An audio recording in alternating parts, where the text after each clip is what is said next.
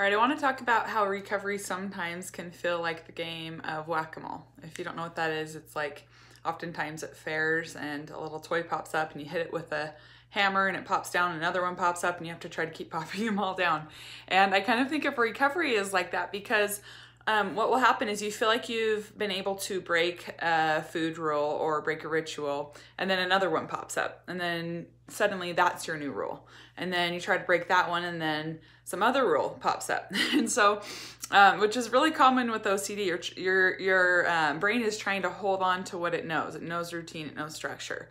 And so I remember the first day of my recovery, I talked about where I took myself to lunch to get a pizza. And I ate the whole pizza. And while I sat there, I wrote down all of the food rules and all of the eating disorder rules that I had to follow, because if they're not written down and really clear as to what those are, it's going to make it harder to break them. Sometimes, as I was writing at least, I was like, holy cow, I did not realize how many food rules I had that I have to follow, that I have been for so long that it was just autopilot. So the first step is being able to write out what these rules are, and it's going to be different for everybody. There's some that are similar among eating disorders, but there's going to be some that are unique to your eating disorder. And so writing it out is the first step. Now, what happens as you start breaking these food rules is some other rules are going to pop up. And so it's really important to consistently reassess how you're doing. So I remember a rule that I had to, lots of rules I had to break. One of them was like eating breakfast before 9 a.m.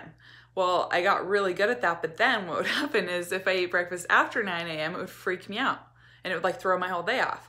Or let's see, another one was like eating treats. I was like really, really good at eating treats at this certain time of day, because it used to only be at night, this certain time of day. But if it was like a half hour before or too close to dinner, then I couldn't do it. And so it's not like you break this one rule and then it's like you don't have to think about it again.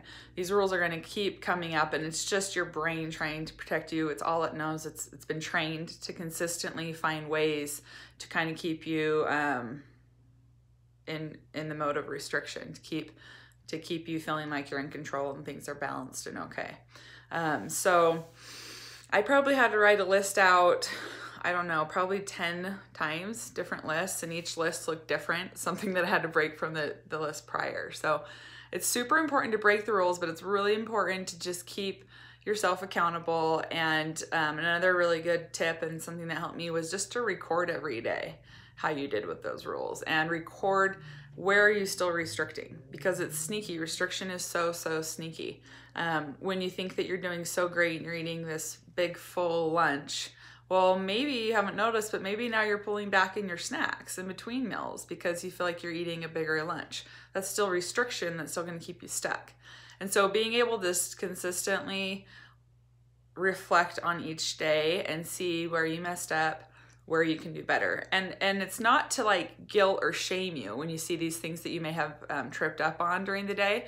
It's just to help you to recognize, okay, tomorrow I'm not going to restrict at lunch, or tomorrow I know today I only had like 3 pieces of bread, and I really wanted 5 when I sat down. And so tomorrow, if I'm feeling that, I'm going for it. If I want 5, I'm gonna remember what that feeling was when I knew I should have eaten more and I didn't.